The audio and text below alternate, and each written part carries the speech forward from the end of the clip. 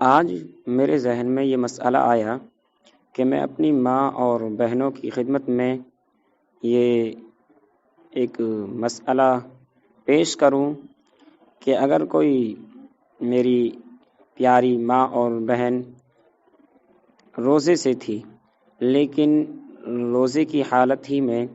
اس کو ماہواری یعنی حیض شروع ہو گیا تو اب کیا وہ روزے کو مکمل کرے گی یا نہیں؟ تو اس کے متعلق مسئلہ یہ ہے کہ وہ روزے کو تو مکمل نہیں کرے گی، یعنی اس دن کا اس کا روزہ شمار نہیں کیا جائے گا، بلکہ اس دن کا روزہ اس کا ختم ہو جائے گا، بلکہ آخر تک یعنی افطار کے وقت تک اسی طریقے سے رکی رہے گی، یعنی کھانا پینا نہیں کرے گی اور بعد میں اس روزے کی قضا کرے گی۔